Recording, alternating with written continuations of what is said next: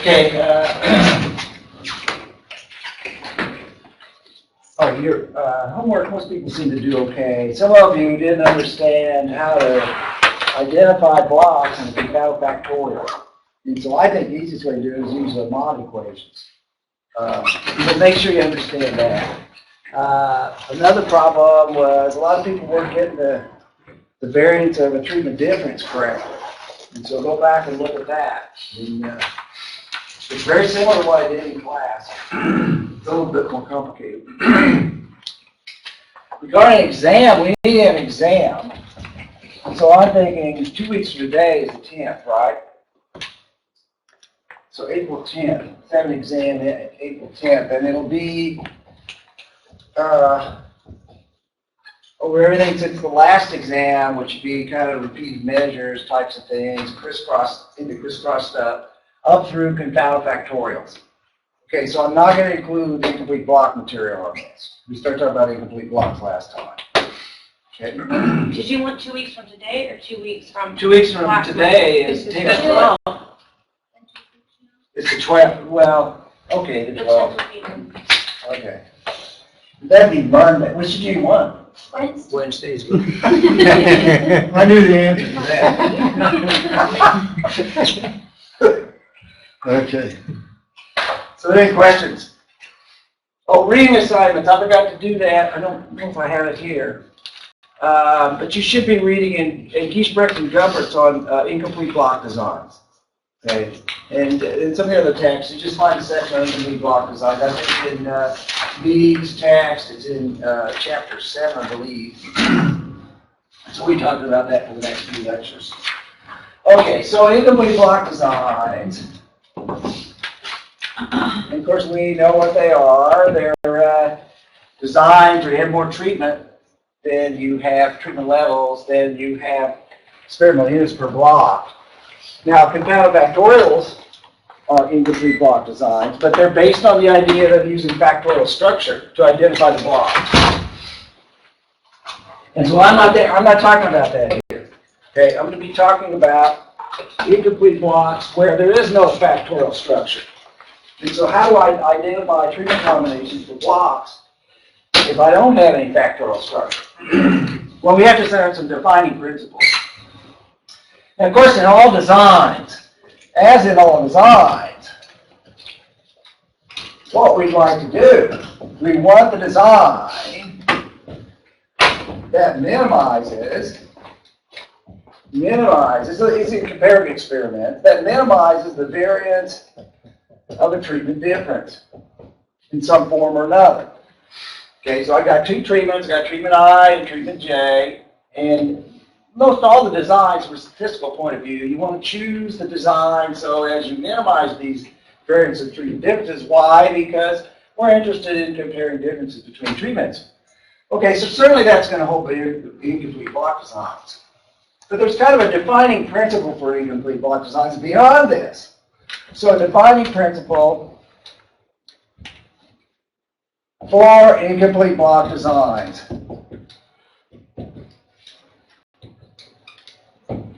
What we'd like to do is we'd like to make sure to be fair to all our treatments. Now, the assumption that I'm making here for this defining principle is that I don't have any axe to grind. Each treatment is equal to each other treatment, and I want to be fair to all of them.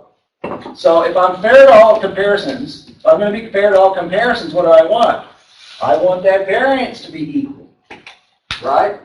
So if I don't have any defining principle in terms of factors or any controls or anything like that, I just have a bunch of treatments and I want to compare them. The defining principle is I want to choose the design so as that variance is the same across all pairs of treatments. Okay, so I want to choose the design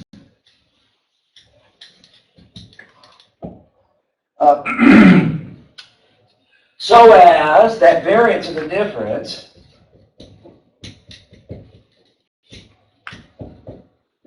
is constant for all treatment pairs.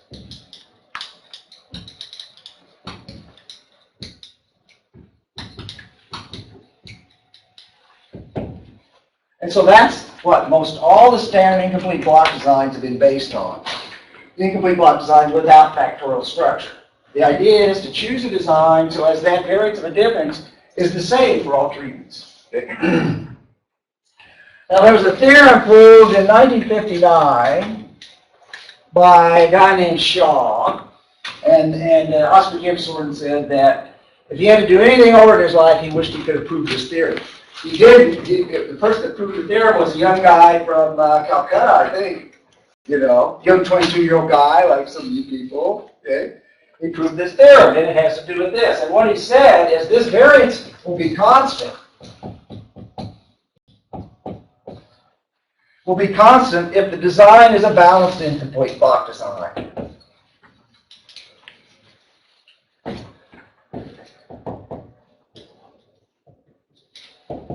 A balanced incomplete block design.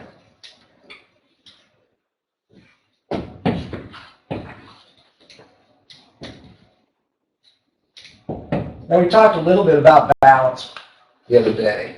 Balance means that each treatment pair appears together in the blocks an equal number of times. Okay. So let me give you an example of this, and I'll try to illustrate what a BIB is. We already talked about a simple one. Let's make one a little bit more complicated. Let's assume I've got 5 blocks. B means blocks here. Okay, this is blocks. I got 5 treatments. Notice there's no structure. I'm not talking about factors or anything like that. I've got K experimental units per block. And then I have R number of experimental units per treatment. Then that's going to be equal to 4. And this is, I'm going to have a balance parameter. And it's lambda, and it's going to be equal to 3. And we haven't talked about this yet, but I'll give you an example where we get this, but you should know what the rest of these things are. And so what is a BIB in this particular situation? Well, here are my 5 blocks. And so let's just start with the first one. Well, I can't get all 5 treatments in there. What should I do? I put 4 in, right? Does it make any difference which 4 I put in? Not really. Let's just start with 1, 2, 3, 4. Now, what do I do with the second one? Well, we already left out 5 here. Let's leave out 4, right? See how to get this. It's very simple. 1, 2, 3, 5. And this would be 1, what? 3, 4, 5. Right? And this would be, well, 2. I can take out, well, let's put 4 here, or 1. I can do 1 again, right? 1. What would it be? 1, 2, 4, 5, right? Yeah, I kind of got that one out of order. Okay, and then what's the last one? 2, 3, 4, 5. Right? And that's perfect design. This is a BIB, balanced incomplete block design. It's a BIB, balanced incomplete block. Okay, now let's look at it. 5 blocks, here are the blocks, 5 blocks, 5 treatments, K number of units per block. I got 4 units in a block, right? R is the number of experimental units per treatment. Let's just look at treatment 1. It shows up 4 times, right? Let's look at treatment 2. 2 there, 2 there, shows up 4 times, and so on. Okay? And same with 3, 4, 5. Here 5 is easy to see, they all show up there. What about lambda? Lambda is the number of times that each apparent treatment shows up together in a block. Okay, let's look at a balance table. Let's make a balance table here. And so say here are my treatments. I got treatments 1, 2, 3, 4, and 5. Here's treatment 1. Of course, it goes with itself. How many times is treatment 1 with treatment 2 in this design? 1 in the same block. 1, 2, 3. Okay? It's there 3 times. They're in blocks. Blocks 1, 2, and 3, right? 1, 2, and 4. 1, 2, and 4. 1, 2, and 4. Those are the blocks it's in, right? So that's, how about with treatment 3, what blocks is it in? 1, 2, 3, right? And so on, okay? And we do this, so there's 3 here, so these are the lambdas. The lambda's 3 in all cases. That is, each treatment appears with each other treatment an equal number of times. Okay, so let's do 2. How about 2 and 3? 2 and 3, let's see. 1, 2, block 1, 2, and 5. Yeah, so it goes 1, 2, and 5, etc. Okay? And all these are 3. They show up 3 times. And so that's what Shaw showed, is it has to be balanced in this sense if you want that variance to be constant. It's 4 times. What is this? 2 is 4 times. Yeah, 2 is 4 there. Let's see, there. 1, 2, 3, 4, right. Okay. Yeah, so it's got to be balanced in the same law. But I'm not talking about this.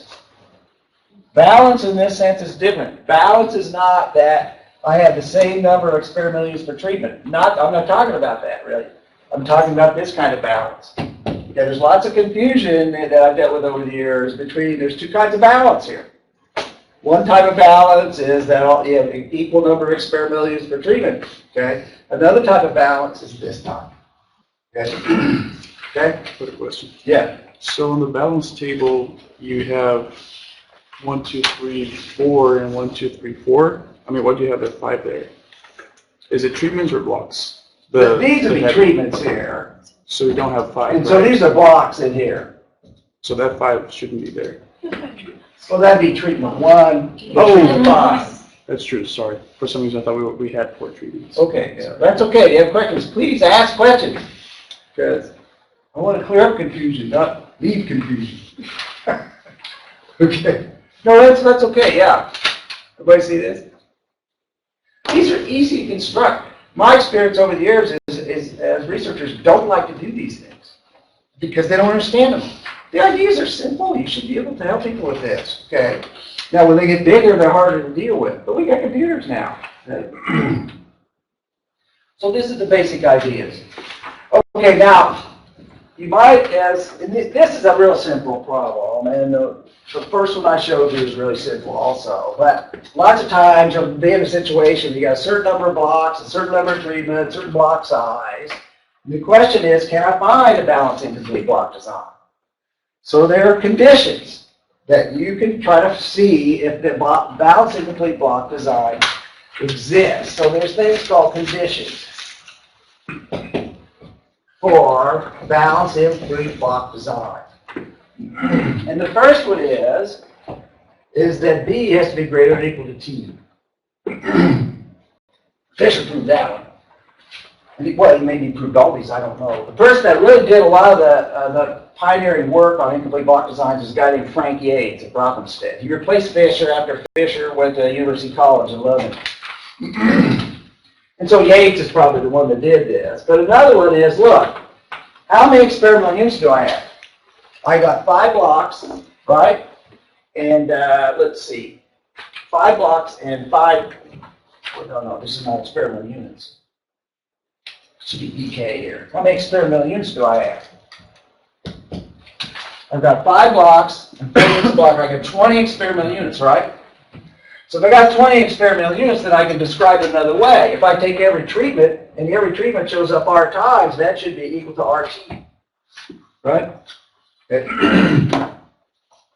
And then the last one is, look, if I take a particular treatment, and let's say treatment 1, here's treatment 1. Look at the remaining observations or units I have here. There's in this case, it'd be 3 by 4. There's 12 units, right? Now, each one of those units have better show up how many times? 1, 2, 3. Why do they have to show up 3 times there? Because it's balanced. That's the whole idea of balance. I'm just looking at this treatment. Okay, if it's balanced, each treatment better show up with 1 an equal number of times, right? Okay, so 2 shows up 3 times. 3 shows up 3 times. And so if I've got R experimental units per treatment times K minus 1, that's a total number of experimental units I have here, right? Okay, but that needs to be equal to the number of the balance parameter. How many times does it better show up? It better show up 3 times, right? So it better be equal to 3 times t minus, or lambda times t minus 1. Because why t minus 1? I've already considered looking at 1 already, so I'm not worried about 1. I want the t minus 1 of the treatments. They better all show up 3 times. Okay, now if I look at these conditions with my example, I got 5 treatments and 5 blocks. So B is greater than or equal to 5. Of course, that holds. In this example, I've got 20 experimental units is equal to R times T. It's 20 equals to 20, right? So it'd be 5 times 4 equals 4 times 5. And this one is going to be 4R is 4 times K minus 1 is 3, right? Is equal to 3, which is my lambda, times T minus 1, which is 4. So those all hold. Now, why do we have to worry about this? Well, because you will be in situations where you have a set of treatments, you have a set of blocks, you know what block size is. Can I really ever find one of these? This is my ideal. We always want to shoot for the ideal, right? We always want to go for the perfect, okay? Because you never get there. But lots of times, this is kind of what a perfect is for a balancing complete block design. So you can find out if you can achieve it or not. Well, if you can achieve it, that's good. The fact that you know one exists, then helps you because then maybe you can find it. Okay? So questions of these conditions or anything I've talked about? I got a question. Yeah. So would you also recommend this type of design over an RCBD that has too many EUs per block? Well, just like Angela, you know, she had 25 treatments in a complete block. That's way too many because that complete block was too variable. So if you break it down into smaller blocks, okay? So it's exactly her problem, except assume you just have 25 treatments. You have 25 different herbicides you're evaluating, maybe different rates or something. You just have 25 herbicides, you want to put them out in an RCBD, but those plots are too big, and so you want to find little blocks of 5 plots. See what I'm saying? Mm-hmm.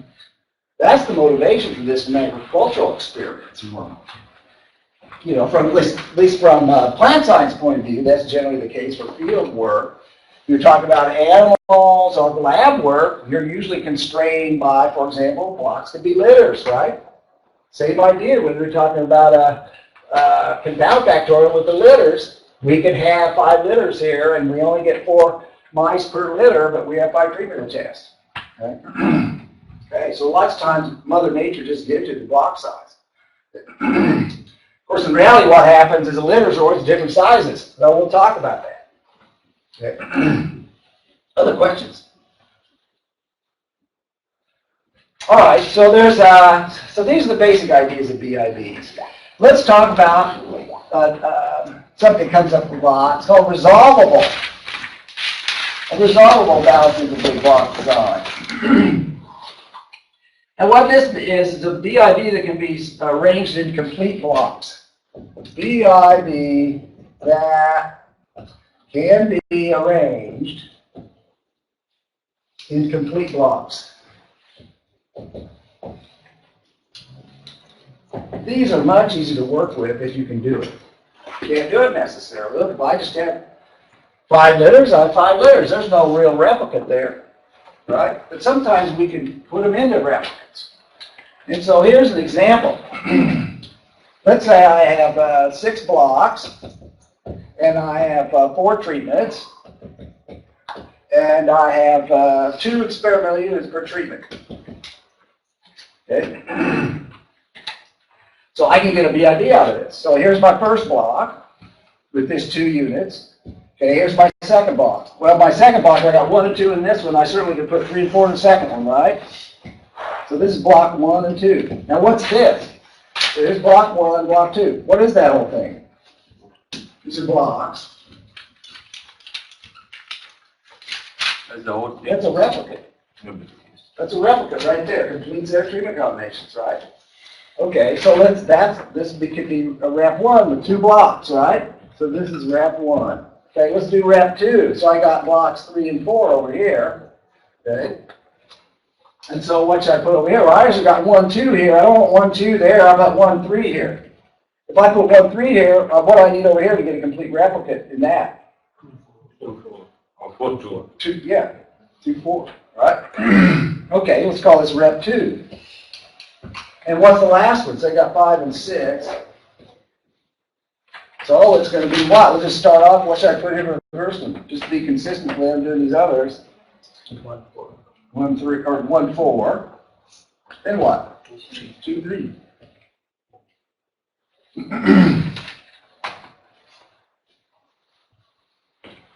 Okay.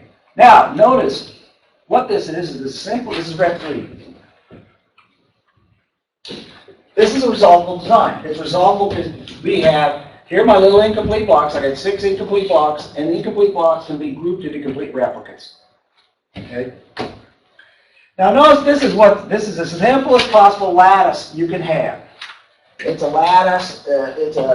Notice 2 is equal to 2 squared. Okay, and that allows us to say it's a lattice. Notice how you get it. You take this first one and you number it this way. You go 1, 2, 3, 4. They take this third one, you go 1, 2, 3, 4, 1, 2, 3, 4, and then the last one you diagonalize it. 1, 3, 2, 4. So I've done this. 1, 3. Let's see. No, 1, 2, right? And then 1, 2, right? 3, 4. And the last one is you do a diagonal. Well, I wrote this down. It's not clear, but that's really what's going on. If I turn these around, I can do this. Right. Now look what I've done. I've labeled down this way, labeled down the column. I've labeled across the columns. See what I'm saying?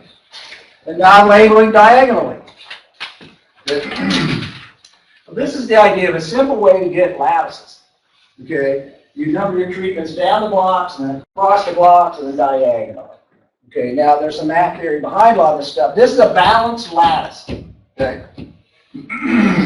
And so how do you get this? Well, in a general sense, we need to talk about confounded factorials, and I'll do that. Okay? Now, what's your number look like for these? I'm just asking something. Sure. So, are those treatment placements? I mean, where is the randomization there? At what step? Well, okay. Now, yeah, right. I'll talk about randomization in a minute. I haven't randomized anything yet. Okay, all I can do is, first of all, write my numbers down and make sure I know what treatments are in what blocks. Right? So I'll do that first. Okay? Then I'll have to go back, and if I'm really going to use this, so I say I got 2 blocks that come in a replicate, then I randomly choose which 2 blocks get which of these, and then within a block, I randomly assign which experimental unit, which treatment. Right? Does that answer your question? Right, so I can willy-nilly change these, which look confusing, but it doesn't make any difference because they're all in the same block. I'm going to randomize which experimental unit gets it anyway. Right? But you can see the structure of the treatment is this way easier. Okay? Other questions? So I got a measurement on each one of these. Then I've got 12, right? So I got 11 degrees of freedom corrected. So the source of variation is 11. Now what I do? Well, I can put rep in here, which is 2. Then block within rep, which would be 1 times 3 is 3. Now there's 5. Why does that make sense? 6 blocks. Yeah. Notice this is like confound factorial. Now the confound factorial, we have the confound effects up in here. Well, in this case, we don't have any confound effects. Okay? We're just treating it by itself. And okay. So now what comes after this? Well, it's just going to be treatment. How many treatments we have? 4. 3 degrees of freedom. All right? And then everything else, which is basically going to be residual. Just call it air. Now, the way you can think about getting air, you can take, in a randomized complete block design, to get the air degrees of freedom is just 2 by 3, right? There's 6 down here in a randomized complete block design, right? So what you do is take 6 and then subtract out the effect of the incomplete blocks. Okay, so that'd be 3. Now hopefully that adds up. It does. But see what I mean? Really what this term is here is R minus 1 times G minus 1 times the number of blocks within, number of blocks minus 1 times the number of reps. That's what those are. Okay, minus total degrees of freedom from RCVD minus the degrees of freedom from the block. Okay. So you can see you're removing within block variation. Your last question was, when do you want to use these? Well, Angela's got this experiment where she'd be totally ignoring this before she did randomized complete block design.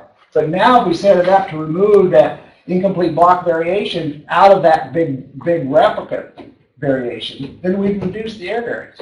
And that really worked with her experiment. You know, I think I was talking about it, just about double the precision. Okay? You know, it's easy. Now, how do we analyze it? Well, we can just do least squares on this. Right? You're going to get the X matrix, no problem. Oh, you want to do mixed model? Fine. Well, which ones are random and which ones are fixed? Normally, the treatment is considered fixed. And, well, maybe rep. In the traditional designs, rep is usually not considered fixed, or is considered fixed, but the blocks are random. Or you can consider both those things random if you have enough degrees of freedom. So if you don't have enough degrees of freedom, can you still consider block within rep random? Well, normally, in my rule, you know, I like to have at least 6, right? 5 or 6. Normally, there's no problem with this thing having enough degrees of freedom. Now, using my rule, neither one of them have enough degrees of freedom to be considered to be random, right? Truthfully, a small design like this, it probably doesn't make much difference at all. Okay, you know, lots of times it doesn't. So you can just do a least squares analysis on this and get results. It'll probably be very similar to what you get with a random model, okay? But it won't be exact. Okay.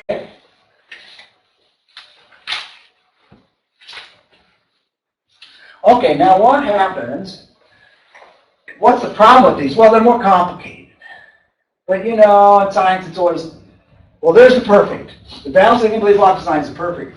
Well, I can't achieve it. Why? Because I only have 4 blocks. I don't have 6. So does that mean you should use these? What would you do? Practical thinking. I only have 4 blocks. That's good. I only have 6. What should you do? Be practical. Nerd. I can't do it. I can't do a BIB, so I just not do an experiment? What should I do? Huh? Do with 4 blocks, right? You can just throw this away. Right? So what? Anybody do that. What's the consequence of doing that? Combinations. Yeah, you lose balance. Okay. And so now you're not perfect anymore. Okay. What does that mean? It means that some treatment comparisons are more precise than other paired comparisons. You see, so you're being unfair to the treatments here when you start throwing them away like that. Okay. Well, as you know, that defining principle, you want that variance to be equal across all of them. You've just forgotten about that. Okay, you need to be careful if you're going to have, you don't have enough blocks to get a BIB, you need to be careful to see which ones you're losing precision on, which comparisons. And this is the idea of partial balancing.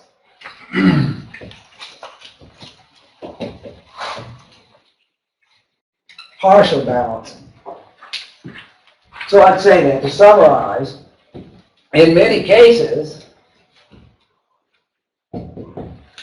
there is not enough experimental material, enough blocks to run a BIB. What to do? If you run the available blocks,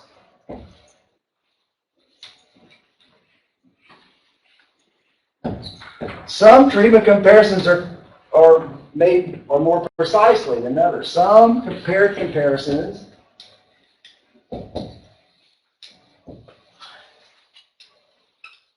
are more precise than others.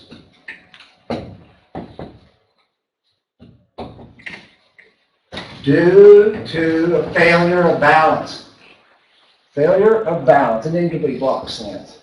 Failure of balance. Again, there's 2 kinds of balance. What do I mean here?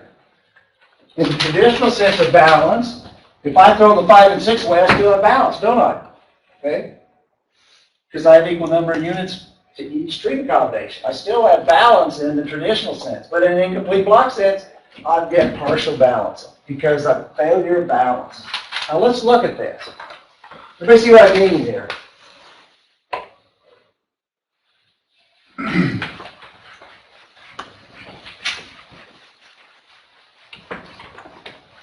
Okay, so let's just do a balance table on this. What's it? Let's see, a balance table for that example over there.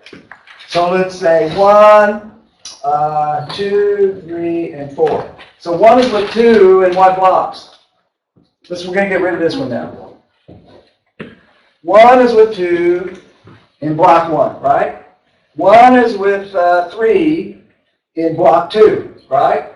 And so is 1 with 4? No, never. There's none here. So these two have a lambda of 1, right? Lambda equals 1. I'll say 1 over 1 equals 1. Here, lambda 2 is equal to 0. I have two balance parameters. So that means some treatment pairs are never together in the same block. I never have 1 with 4. I eliminated it. Okay? And so I get imbalance. I get a partially balanced, it's called partially balanced design. If I look at 1 and 3, it shows up in what block? 1 and 3, well, in block 3, right? And then 1 in, oh, this should be block. This should be block 3, shouldn't it? This should be block 3. And so say if I take 2, 2 and 3 show up in what? No. They don't show up in any, right? How about 2 and 4? 2 and 4 show up in block 4. So here lambda 2 is 0. So I get no comparisons within block comparisons between 2 and 3, but I get one within block comparison with 1 and 4. Okay? And so on. See the idea of balance. Okay? Now what will happen is that what happens, well, in general, we can have a whole bunch of lambda parameters. Okay? You might have some treatments that are compared in the same block 4 times, other treatment pairs are compared 2 times, other treatments 0 times. Okay? And so, well, that's bad. From a BIB point of view, you want these lambdas to be as close as possible. Okay? Because then you're being most fair to them. Okay? So that's one way to identify incomplete block designs, is choose those such that those lambdas are as close as possible to each other. In other words, you want to minimize mean square error, or minimize the error variance across these, or the variance across the lambdas. Those are called MS optimal designs. I won't talk about those here, but you can see the idea. Yeah, sure. So for the partial balance, you can still compare 1 and 4, right? Yeah, we can still compare it. Okay. What happens here with my treatment? What happens here? Now I have I only got 1 rep, right? And I got 2 here, right? But I can still get that, right? I can still estimate it. But when I look at the variances, the differences, they're going to be different depending when they're together or not. Yeah, I can still get the ANOVA. It's very similar, but in this case, it's going to be what? 2, just 1, right? Let's see, it'd be 1 times W3 minus 2 is 1. Not enough degrees of freedom, right? Or I'm going to get rid of this. We get rid of this, we'll get that. So we can still do an ANOVA on it. The problem is the pair comparisons are going to be different. They're not going to have the same variance. Okay. Randomization, maybe I did describe that earlier, but let me write this again. There are questions on this? Yeah. What are the different lambdas for? When you call it lambda 1 and lambda 2? I have 2. These are balance parameters. I have 2 balance parameters. Right? Lambda 1 is the first balance parameter, lambda 2 is the second. Just call them There balance. are only 2 situations. Either they appear Or they in one don't. block. Yeah. But some designs, you see what I'm saying, if you have enough blocks, some treatments will appear together 3 times, other treatments 2 times, so on. See? So you are saying like lambda 1 and lambda 2 shows that there are only 2 cases. Only 2 cases, yeah. Right. That's right. But there could be many more, right? Then if the design gets bigger, the more treatments, more blocks, smaller block sizes, these kinds of things, then you're gonna get more of these bounce families coming in, okay? Which is not good, because you're violating your principle that you want to be fair to all treatment pairs, right? And fairness means they have the same variance. Okay? There's also another sense of fairness in statistics, and it's randomization, right? Two types of fairness, okay? Unbiasedness, randomization, and variance. Let's talk about randomization. Well, so I can get assume I know what these treatment combinations are. So I've just written them down. Assume that you start with a set of treatment combinations like this. Then how do you decide which treatment goes to what unit? Well, first thing you do, and I think I said this earlier, you assign treatments to numbers. So in my case over there, I got 4 treatments. I randomly assign my 4 treatments to the numbers 1, 2, 3, 4. Okay. Then I assign treatment sets to block. So when I say a treatment set, I got a 1, 2 treatment set. I got a 3, 4 treatment set. Okay, within that ramp, I randomly assign which, if the 1, 2 goes to the first block, or 3, 4 goes to the first block. Okay, so I randomly assign these 2 to the litters, right? And then within the litter, I assign the experimental units. Okay. So treatments to experimental units within blocks is the third. Treatments to experimental units in a block, in each block. Okay.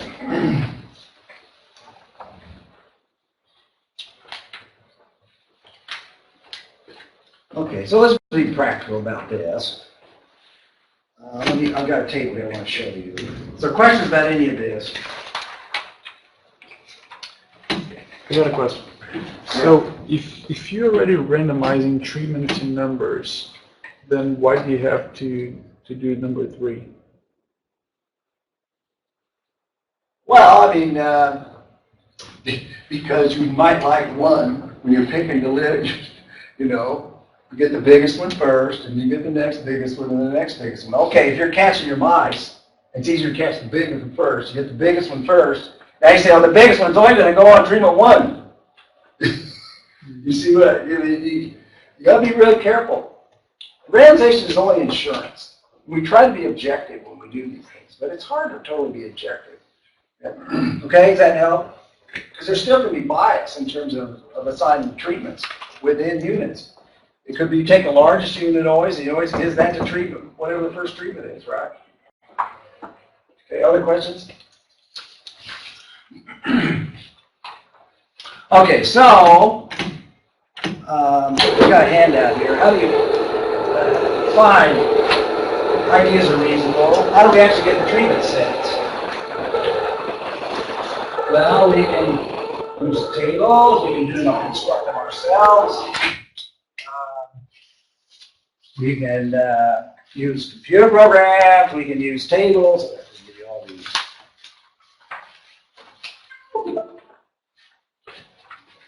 And so let's first of all just talk about doing with a program. Now,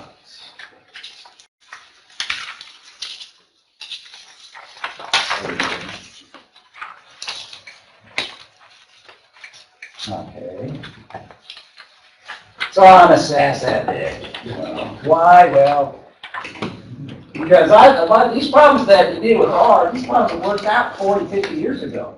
So I grew up after all these problems have been worked out. Now I go back with R again and do all this stuff over again.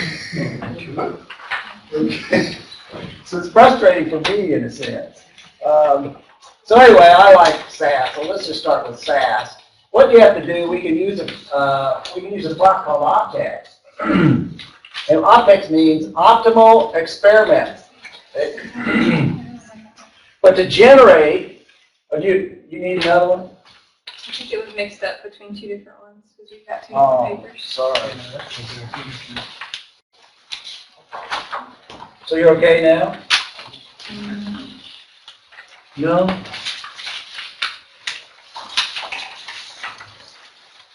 That's about all I have. Does anybody need one? Is there okay?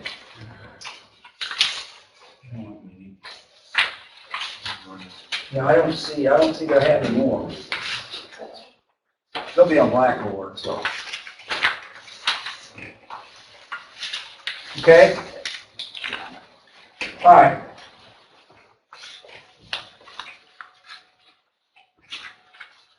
Oh, okay, sorry. You all have one now. Okay. So the first thing you have to do, if you're going to do OpTex, is you have to get all the blocks and all the treatments in a data set. And that's what the data set called candidate is. So in SAS, you have to create a data set first, and so I just give it some name. And then I use a loop to generate all the treatment combinations. Once I have this data set up, then I put that into proc OpTex. Seed means it's going to that's how it randomizes. It takes a particular number and randomizes it. So I put that random number in there. And then orthogonal coding, which I've forgotten what it means now, but the important thing is the two class variables are treatment and block. See, we could use this for regression type problems, but we're going to assume that we have both classification variables, both block and treatment are classification variables. And the model is going to have as independent variables treatment and block. We're going to generate, we got 12 observations, okay, and we're going to generate blocks of size, what is this?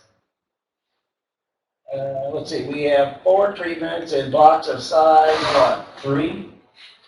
I don't have it on there, do I? How many, let's see, how many treatments do I have? Here's treatment 4. Yeah, I got, so I've got how many blocks? Let's see, 1, 2, 3 blocks, okay, and 4 treatments. I'm not sure where the BIB is coming in here. Maybe a mistake. Let's see, I got block 1 shows up 3 times. Okay, here it is, block 1, 2, and 3. So this means I have K is equal to 3.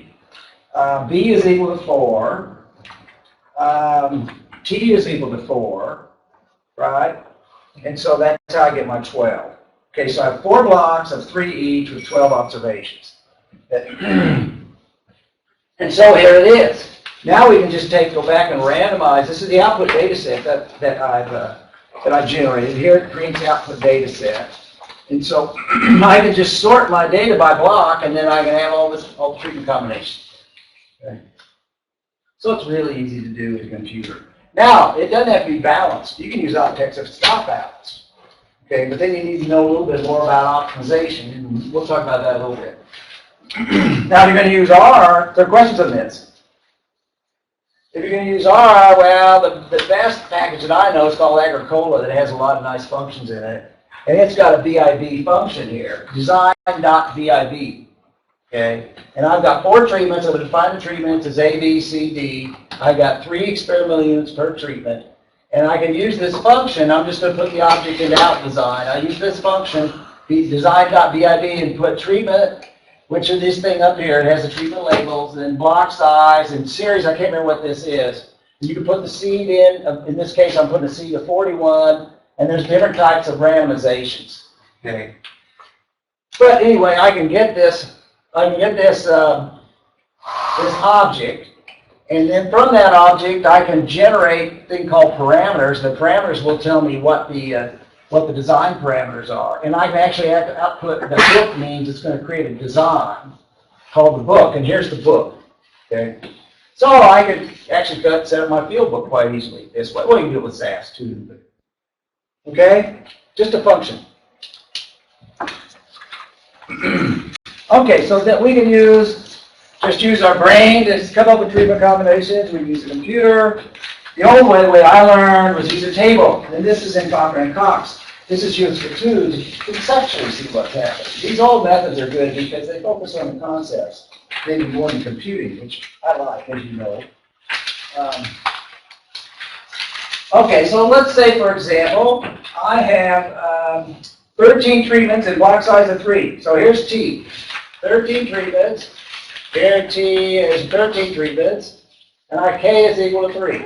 So I have 13 treatments and block sizes of 3. This says with this particular design, I'll have 6 replicates, 26 blocks, balance parameter of 1, means each pair only shows up one time, and we get an efficiency of 72. I'll talk about this in a minute. So let's find this design. If you just look on the next page, that's design 1121. Okay. If you look on the next page, design 1121 is here. Let's see, 13 to 1121, here it is. Okay, we'll hit the whole thing. So here's the design. Okay, so I've got litters of size 3. The blocks go this way. Okay, and these are the treatment sets. And so notice I have 26 litters. I have to have 26 litters if I'm going to get a balanced incomplete block design with 13 treatments. Okay, and it looks like this. Now the balance parameter is 1. And it's always 1. It's not, there's no 0 balance parameters here. In other words, each treatment appears with each other treatment an equal number of times. So 1 is with 3 only in one block, in that block right there. 1 is only with 9, only in one block, right there. If you go through and look at 1, here's 1 is with 6, 1 is with 8, 1 is with 7, 1 is with 12, and so on. 1 will show up with every other of the 12 treatments. Okay. So conceptually, it's easier to see. You know, when you see the tables like this. I like the tables, and the computer's kind of like a black box, right? You plug the numbers in, you know. Now, these things are more, I think, more pleasing. Now, you got to replicate this. If you want multiple replications, then you put all that in and say, okay, this is in rep, this could be rep 1, 2, and 3. If I'm going to replicate it, I have 2 reps 1, 2, and 3 here, and 4, 5, and 6 there. Okay. But I can just run it just once like that. Okay. But if I want to replicate it, then you need to do it all together, the whole thing over again several times. That's what they need there. Okay, questions on this?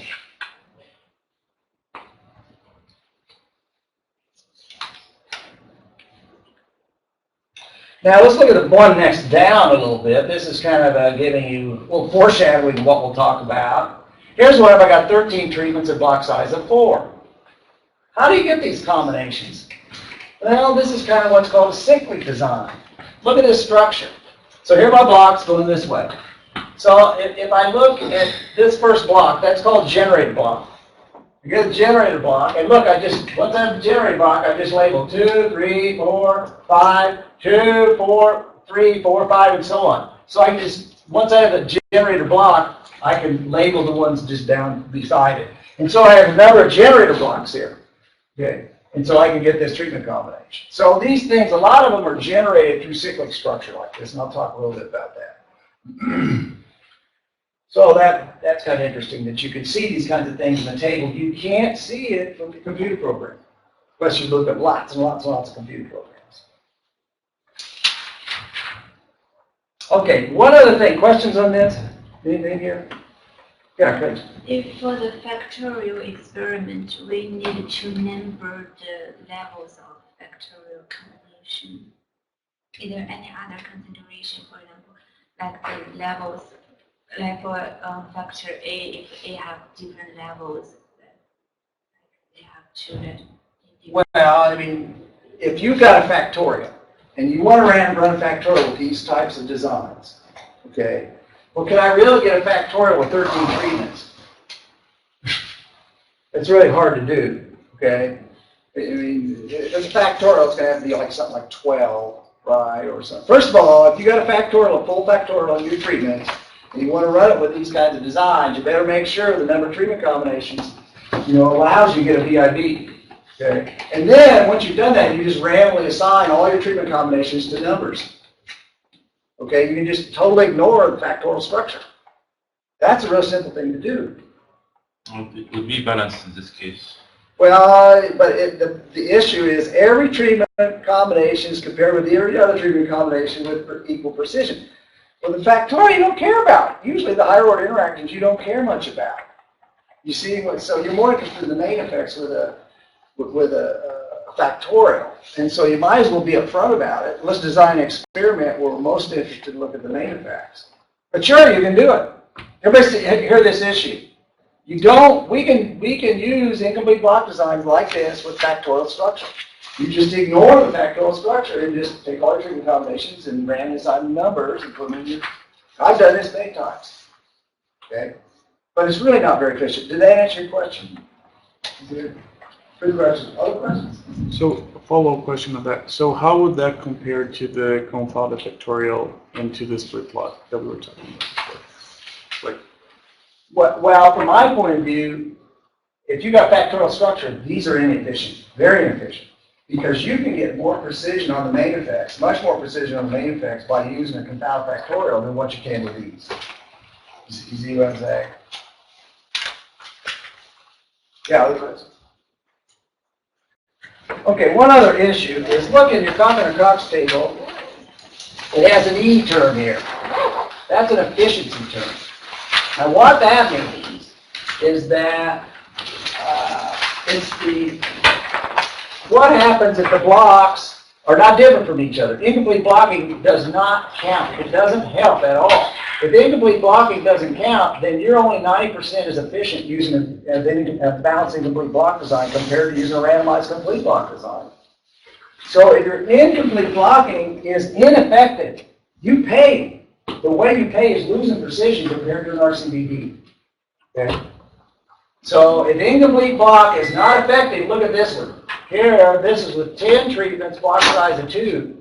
If you run an incomplete block design, okay, and the incomplete blocking is ineffective, and you analyze it as an incomplete block design, the tests are only 56% as efficient as what you get if you had a complete block design. There's no free lunch. What do you give up by doing an incomplete block design? You can really give up quite a bit of power if incomplete blocking is not effective. Okay, so you need to make sure incomplete blocking is effective. Otherwise, you're going to lose some efficiency here. Okay, now this E term, well, what is it? Does everybody understand that point?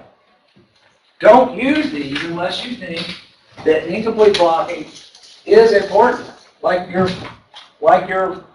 litters. Well, we know litters differ from each other. Well, depending what you're measuring, but generally it can be quite different. So that's probably a reasonable thing to do. But some other areas, if you have some of these really uniform fields in Nebraska, the fields in Nebraska are really uniform. You may not need to use it. Incomplete blocking at all. Maybe a CRD is good enough. Depends on the situation. Okay. So what is this efficiency value?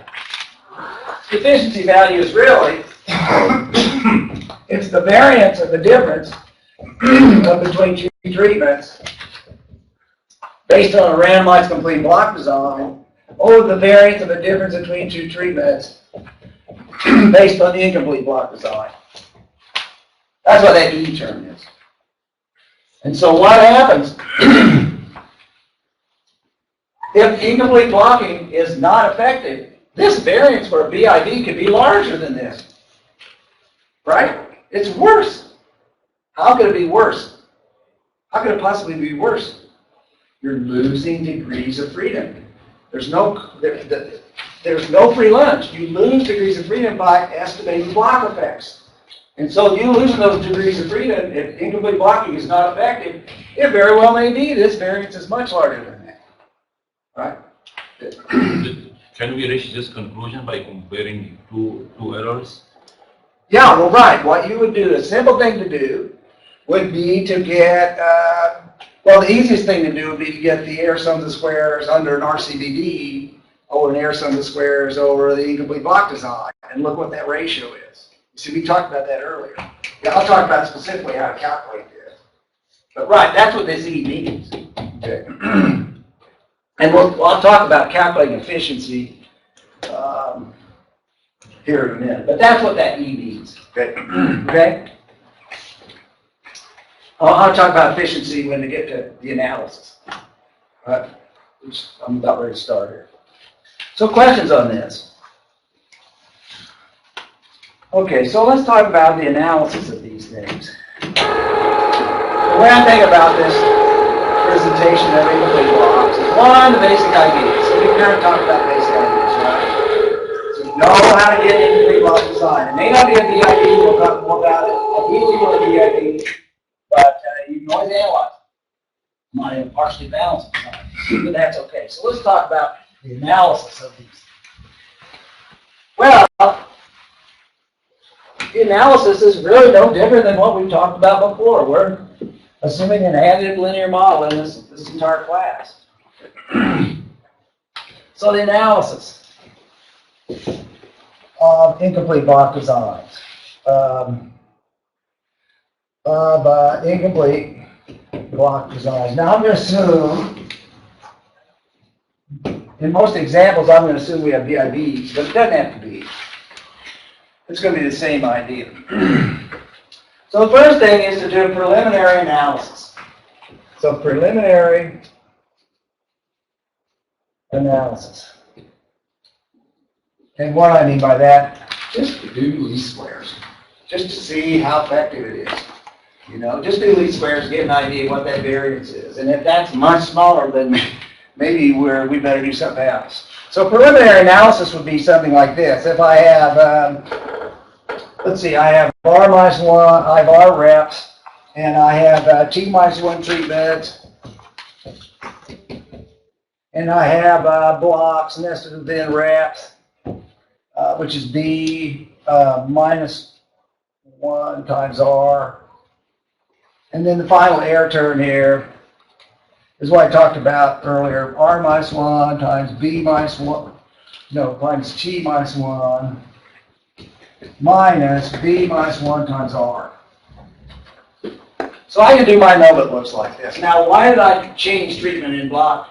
Well, what they used in the old days, and Cochran and Cox, they use sequential sums of squares. So the purpose of this is get rid of the treatment effects so you can look at the error variance of block within rep. But nowadays it doesn't make any difference. Type 3 sums of squares would be fine for this. But the preliminary analysis then will be, and we'll get the mean square error here, and then we'll get the mean square for block here. And we get the expected mean squares. Then the expected mean squares will look like this. Now, in a VIV, the expected mean squares will be this. So that's a block effect. Okay, and now what I want to do is I fit it this way. And I want to say, what happens if MSB is much larger than MSE? What should I conclude? This is my preliminary analysis. I need to decide kind of how to analyze the data and how well the experiment worked. What if, so A, if the mean square for block is greater than the mean square for air, right? What does that mean about blocking? It's effective. Yeah. Of course, you want that to be much larger. If that's much larger, then incomplete blocking is very effective, right? Now, if it's if the BIB and if it has R times B minus 1 is, say, greater than, I'll say 10. I'll put a question mark by that, maybe 6, I don't know. This is the rule I was talking about, the number of degrees of freedom. If this thing is larger than that, and I have enough degrees of freedom to block, then what? I could use analyze as mixed model with blocks random. Right? Okay, so we all know how to do that. Okay, what happens if the mean square for block is greater than the mean square for air, but R times B minus 1 is, say, less than, say, 10. Or let's say greater than or equal to 10. RCBD. Well, it does show something, okay? Because if I don't pull out the block effect, if I don't pull that out, that variation is going into air. So I still should analyze it with block in the model. But I don't have enough degrees of freedom to put a lot of faith in the random effects. You know, this has been true to my philosophy here. Actually, this idea came from Rao in a paper in 1947. Rao was R.A. Fisher's only PhD student. Rao was still alive and kicking at about 97 years old in Pittsburgh. Interesting guy. C.R. Rao, he had to retire from India. He was at ISI, Indian Statistical Institute in Calcutta for years and years. He had to retire at 59. He says, I'm not done working. You know, I can relate to that, okay? He got another job at University of Pittsburgh as a full professor, and he's still a full professor working at University of Pittsburgh now. Okay? Brilliant man. If I had to take one statistics text on a desert island, I'm stuck on a desert island, or you're going to go to a new planet and have a new planet, you're going to take a statistics book. Take C.R. Rao's book, Linear Statistical Inference. You know, he is a genius. He really is. He hasn't recognized enough. Anyway, this is Rao's rule. He said if that degrees of freedom for an incomplete block design is less than 10, then just use least squares. We know the difference between these now, right? Just use least squares, type 3, sums of squares for analysis. See, the issue is, it does look like blocking is effective, but I'm a little bit hesitant to really consider it a random effect. I don't even know what the inference, population inference is necessarily. So if that's the case, at least we can do this, right? Okay, which is kind of the old time analysis. But 3, what if mean square B is less than mean square for error?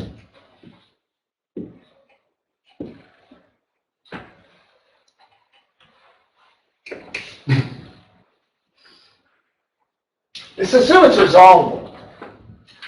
So now, what do you say? If the mean square for block is less than the mean square for error, what can we do? We can just take that out, right? It's not explaining anything. Just take that out of our model. Now what do we have? What's the analysis? RCVD. RCVD. Okay. But that is only true if what? If it's a resolvable design. If I can sort them into reps. Okay. Because if it's not a resolvable design, I don't even have that term in there. Right? So if the design is resolvable,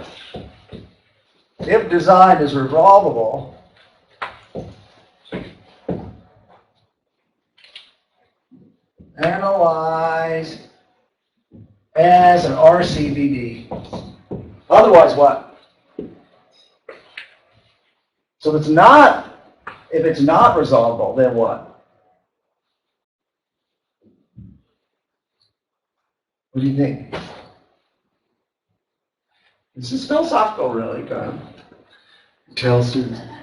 It's a PhD, a doctorate of philosophy. And it's really true. The higher you go in knowledge, the more it is making a judgment call. So this is a judgment call. What should you do? You're all PhD students, right? Or have PhDs. What should you do? So can you define resolvable? I don't know if you did that before. Well, if it's not resolved, say it's not. If not. But can you define that word? What do you mean by that? Well, it's just resolvable.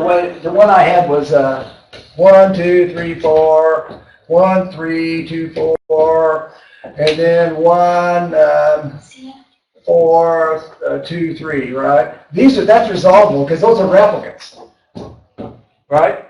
That's what I just did. Yeah? Why is it resolvable? Because they're sorted into reps. Rep 1, rep 2, rep 3. Right? Okay. But I can still run incomplete block design and say I don't have any reps. I still got 2 blocks.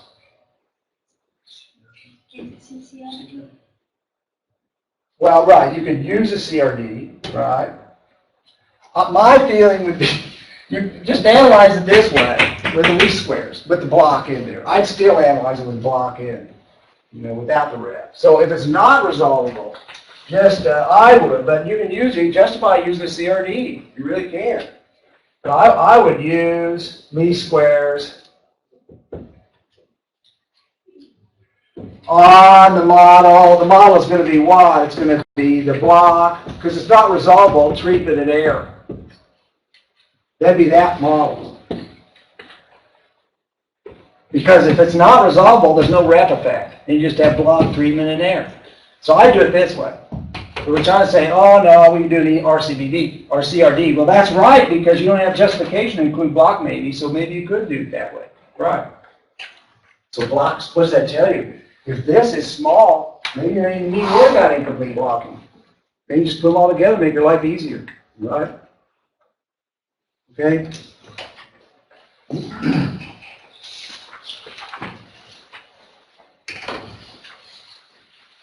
Okay, so how do we do the question about any of this? So this is, I mean, UNI allows you data. Once you understand the idea of incomplete blocks, you know how to analyze the data. It's just kind of the same thing we've been doing over and over and over again. Okay.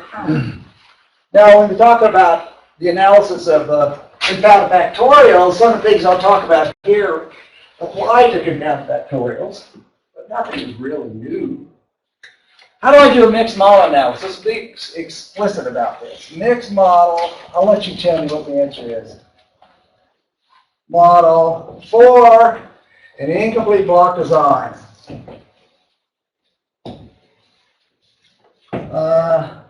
Let's assume it's not resolvable. Now this is something totally different. I'm not talking about this. I'm done here, okay? So if I want to do a mixed model, which is this, okay, it's this one here, mixed model. How am I going to do it? Let's say the design is not resolvable. What does the model look like? I've got incomplete blocks, right? I've got treatment I and block J. There it is. How do I write the model? I'll put the facts model in, then what? U plus what? Right.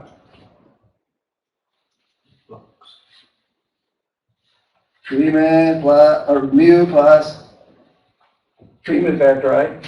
Then what? It's incomplete block, right? Got block in there. Yeah. So let's call it block. Let's see, I'll call it U. So this would be the block. UJ plus what? Error. Right? EIJ. Now, this is not resolvable. What happens if it is resolvable? This would be a not resolvable, right? If it is resolvable, what's this going to look like? Not resolvable. Anyway, wait a minute. Before I do this, what's U? U is what? If I assume that what? Blocks random, what's U? It's the random effect. U is assumed to be normally independently distributed to the mean of 0 and varying sigma squared U, right? And of course, the error, we're going to assume EIJ is normally independently distributed with just varying sigma squared, right? Okay. Okay, that's just with it's not. What if it's resolvable? Because what's resolvable, then I'm going to have 3 indices. Say treatment, rep, and then block. Okay, so it's going to be mu plus, let's say, rep effect, rep J, plus, let's say block, this would be IK, say, plus treatment K, J. Let's call treatment I here. This would be block JK. It's called tau. And let's call this U, by the way. Just call that U. So it's going to be the mean plus the rep effect plus the block nested within rep effect plus the treatment effect plus error. All right? The only difference is you're going to put in the rep effect. Here, this is still a block effect, but the only difference is you put the rep effect in, right? That's all. Okay? Now what's random? Well, you could choose the rep to be random, but you better have enough of them, right? But if you don't have any reps, maybe you won't consider rep random. Let's just assume rep is fixed. Well, if rep is fixed, then I just say this. This thing is normally independently distributed beta 0 and varying sigma square U again. And then the E is normally independently distributed with beta 0 and variant sigma square. Okay. So really the only difference is you're adding a fixed rep effect in the simplest case. That's all. So there's really not much difference between these, right? Now, could you code the X matrices for all these? Well, now, in the random model, you can get the X matrix for this stuff, but you have to get the Z matrix for the random, right? Okay, could you code those? Okay. Could you code these and you can just do matrix algebra on all this, which is what the computer packages do. Okay. So once I have both of these, then what? Let's take this one. Then what? Then I use, what's the variance? Then remember the mixed model looks like this. Mix B plus ZU plus E, right? And what do I need? I need the variance of Y, and the variance of Y, if you remember, is sigma square U Z prime plus sigma square I. That'd be my V. And so, well, I have to estimate my sigma square U. We talked about estimating sigma square U. That's just a block diagonal matrix. That's the identity. So V is pretty easy to get. So this is my V. And so generalized least square solution looks like this. X prime V inverse X inverse X prime V inverse Y. So we've done this many times, right? So if you had to, you're stuck on a desert island, you didn't have any computer, the pencil piece of paper, you can work this out, right? You know, you have to have a lot of time on your hands, but if you're stuck on a desert island, you have plenty of time, right? Okay, now what? Well, what we want to do is we want to test for differences, and so test for differences, we could get a linear function of the betas, okay? And so we want to test these things and estimate these things as before. No different. The only thing is we have to estimate this V. Okay. What I learned is, I'm happy to teach you this. When I learned it in the Cochrane and Cox table, where is it? I just gave you. They got this. See that last row out there called type? Okay.